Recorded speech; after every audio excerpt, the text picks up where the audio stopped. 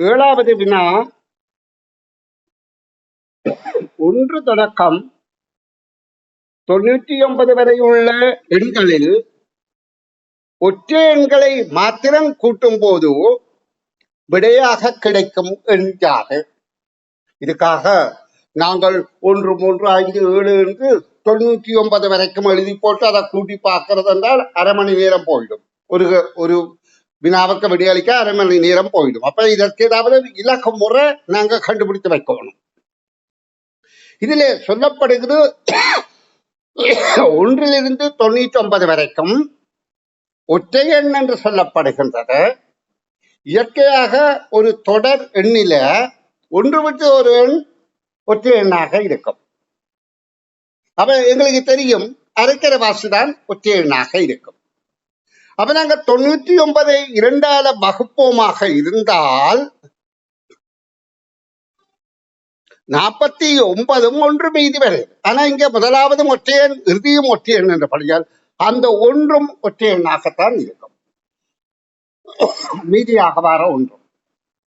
அப்ப இதுக்கு 50 ஒற்றை எண்கள் இருக்கின்றது.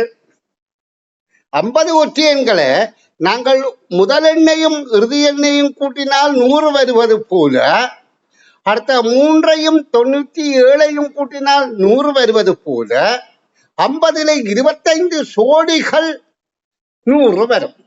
இப்ப எங்களுக்கு இலகுவாக பயிற்சிக்கு விடையளிக்கலாம். 25 சோடிகள் 100 என்றால் 25 100ஆல பெருக்கிறது. இதுக்கு நாங்க ஒரு கணிப்பும் செய்ய தேவையில்லை.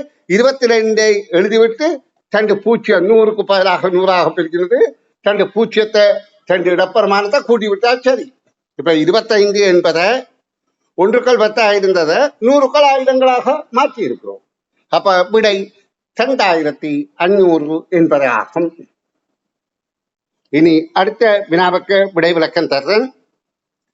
கீழே தரப்பட்டுள்ள 13 சொற்களில் 3 சொற்களாக 4 கூட்டங்கள் பிரித்த பின் ஏதோ ஒரு வகையில் மீதமாகும் சொல்லை இனங்கண்டு எழுதுக.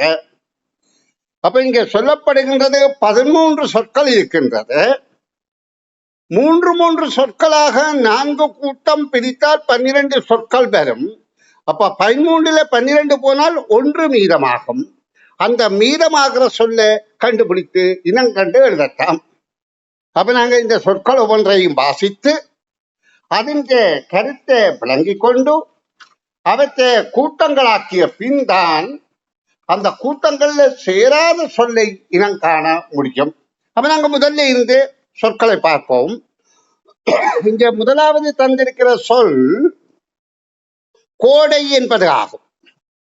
இது ஒரு பருவகாலம். அதாவது இந்த பூமி தன்னைத்தான் சுற்றுவதால் இரவு பகலும், அதோட சூரியனையும் சேர்ந்து சுற்றுவதால் இந்த 4 பருவகாலங்களும், ஒரு வருட கால பகுதிக்கு 4 பருவகாலங்கள் வருகின்றது. அதாவது கோடை காலம், கோடைக்கு பிறகு இலை உதிர்கின்ற காலம், பிறகு மாரி காலம், மாரி காலத்துக்கு பிறகு இளவேனிற் காலம், இந்த 4 பருவகாலங்கள் வரும். அப்ப இது ஒரு பருவ காலத்தை குறிக்கின்றபடியால் இதே போன்று பருவ காலத்தை குறிக்கிறது ஏதாவது சொல்லியிருக்கா? மழை அல்ல, மாரி பருவகாலம். அப்ப அது சேருகின்றது. அடுத்தது இளவேனில் ஒரு பருவகாலம். அப்ப நாங்க அந்த 3ஐயும் ஒரு கூட்டமாக பிரித்து விட்டோம். இனி அடுத்த சொல்லை பார்ப்போம். புதன். புதன் என்பது கிழமையாளையும் குறிக்கும், அதாவது கோள்களையும் குறிக்கின்றது. அப்ப நாங்க இதிலே எது பொருத்தமானது என்று பார்த்தால் இங்கே சனிக்கிழமை இருக்கின்றது. அப்ப கிழமை நாளை குறிக்கின்றது என்றால் புதன் கிழமை நாள், சனிக்கிழமை நாள். இன்னொரு கிழமை நாளை தேடினால் காணவில்லை. ஆனால் வெள்ளிக்கிழமையும் ஒரு கிழமை நாளையும் குறிக்கும், ஒரு உலோகத்தையும் குறிக்கும். அப்ப நாங்க அந்த கிழமை நாளுக்கு இது எடுத்துக்கொண்டோமாக இருந்தால் இனி அடுத்த 3 கூட்டமாக பிரித்து பார்ப்போம். அடுத்த கூட்டத்துல வெள்ளம் இருக்கின்றது. வெள்ளம் என்றால் தண்ணீர், திரவம். அது உண்டாகுவது எதால? மழை பெய்வதால தான் வெள்ளம் ஏற்படுகின்றது. அதில் என்ன பொருள்? தண்ணீர் இருக்கின்றது, திரவம். அப்ப அந்த 3ஐயும் ஒரு கூட்டமாக நாங்கள் எடுத்துக்கொள்ளலாம். இனி 4வது கூட்டத்தை இனங்காணுவோம். வெந்நீர் என்பது, இங்கே தண்ணீர் ஏற்கனவே எடுத்துட்டோம். ஆனா வெந்நீர், தண்ணீர் என்று, தண்ணீர் மழை என்பதை தண்ணீர் என்று சொல்லலாது. தண்ணீரான், மழை பெய்தா தண்ணீரான். ஆனா அதை இதுக்கு சேர்க்காம இந்த வெந்நீரை நாங்க தனியே வைத்து கொண்டு மற்ற 3 சொற்களையும் ஒழுங்கமைத்து பார்ப்போம். மற்ற என்னென்ன சொற்கள் இருக்கின்றது? செம்பு ஒரு உலோகம், பித்தளை ஒரு உலோகம், தங்கம் ஒரு உலோகம். அது மிக பொருத்தமாக இருக்கின்றது. அப்ப இந்த கேள்விக்கான விடை வெந்நீர் என்பது ஆகும். இது சொற்களஞ்சியம், சொல் ஆதிக்கம், சொற்களை மனதில் நிறைநிறுத்தி விடை காணும் ஆற்றல். சரி, இனி அடுத்த கேள்வியே விளக்கம் தர கவனிங்கோ. 9வது வினா. இங்க மேல முதல் நிரையில 6 இலக்க எண்கள் 4 இருக்கின்றது. கீழே 4 எழுதக்கூடிய இடம் வெற்றிடங்கள் அடைப்புகளாக இருக்கின்றது.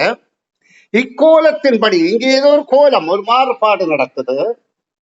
அதன்படி 6ஆம் 8ஆம் கூடுகளுக்கு வர வேண்டிய எண்களை முறையே எழுதுக என்று கேட்கப்பட்டிருக்கு. அப்ப நாங்க ஒரு கூட்டில இருந்து அடுத்த கூட்டுக்கு என்ன மாறுபாடு நடந்திருக்கு, அதை ஒன்று விட்டு ஒன்றோ ஏதாவது பார்க்கலாம். அப்ப இதுல இருந்து அடுத்ததுக்கு என்ன மாறுபாடு நடந்திருக்கு, இதுல இருந்து அடுத்ததுக்கு என்ன மாறுபாடு நடந்திருக்கு, அப்ப அதுல இருந்து அடுத்ததுக்கு என்ன மாறுபாடு நடக்கும் என்பதை ஊகிக்க வேண்டும். அப்ப நாங்க இந்த எண்கோலத்தை பார்ப்போமாக இருந்தால், இங்க பாருங்க 6 இலக்கம் 6 இலக்கமாகத்தான் இருக்குது. இலக்கங்கள் குறையில்லை. ஆனா இந்த இலக்கங்கள், அதாவது பலமிருந்து இடமாக 6வதாக இருக்கிற இலக்கம், என்னடா எண்களை கழிக்கிறது பலமிருந்து இடமாகத்தான்.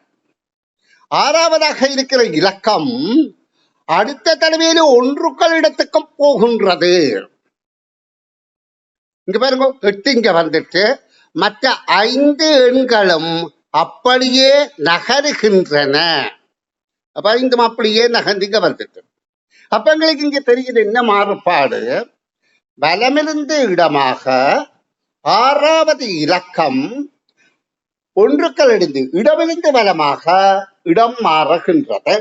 அப்ப இந்த ஒழுங்கமைப்பில எங்களுக்கு இப்ப புரிந்து கொள்வோம். ஓ, இந்த இதுல இருந்து வரைக்கும் 8 இங்க வந்துட்டது, சரி. இப்ப 6 இங்க வந்தால் இது சரி. இப்ப இந்த 4 இங்க வந்தால் இது சரி. அப்ப அடுத்ததுக்கு என்ன நடக்கும்? 3 இங்க வந்துவிடும். பிறகு அடுத்த எண்கள் நாங்க இங்க இருந்து எழுதுனா 2, 1, 8, 6, 4 அப்படியே இடம் மாறும். இடம் மாறிக்கொண்டிருக்கும், அதாவது வலம் இருந்த இடமாக மாறும். இனி அடுத்ததுல இந்த 2 இங்க வந்துவிடும். இந்த 5 எண்களும் இடம் மாறும். என்னென்ன எண்கள்? 18, 6, 4, 3. இனி அடுத்த கட்டத்தில் என்ன நடக்கும்? இந்த 1 இங்க வந்தது, 1 இடமிருந்து பலமாக இடம் மாறி இருக்கும். இப்ப அடுத்த எண்கள் 1 போனால் அடுத்த எண் இந்த வந்தால் 86, 432. இதே மாதிரி அடுத்த கட்டத்தில் என்ன நடக்க போகின்றது? இந்த 8 இங்கே வருகின்றது. வந்தவுடனே இந்த 3 எண்களும் இடம் மாறுகின்றது. அந்த 3 எண்கள் 5 எண்களும் இடம் மாறுகின்றன. அந்த 5 எண்கள் இது 64, 432.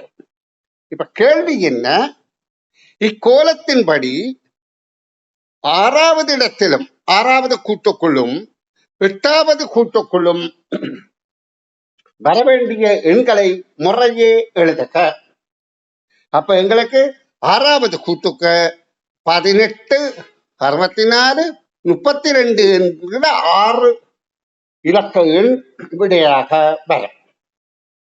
அதே மாதிரி 8வது இடத்துல 64, இது இலக்கமா சொல்றேன், 64, 32, 18 என்கின்ற 6 இலக்க எண் விடையாக வரும். அப்ப இதில் என்ன திறமை? மிக விரைவாக இந்த மாதிரியான கேள்விகளுக்கு விடை காணுகின்றதான் திறமை. இப்ப மாணவ செல்வங்கள், தொடர்ச்சியாக அடுத்த கேள்வியையும் நாங்கள் புரிந்து கொள்வதற்கு முயற்சி செய்வோம். இந்த 10வது கேள்வி, ஏபிசிடி என்னும் நால்வரில் ஏயின் வயதின் 3 மடங்கு பியின் வயது. அப்ப நாங்கள் ஏ என்பவரை குறித்து கொண்டால் ஏ ஒரு எக்ஸ் என்றாக பிக்கு 3x என குறிக்கலாம்.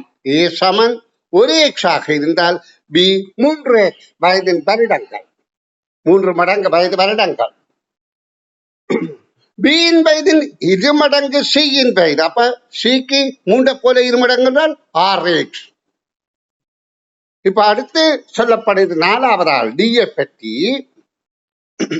சியின் வயதிலிருந்து ஏயின் வயதை கழித்தால் 6x இருந்து 1x கழித்தால் 5x தான் டியின் வயது.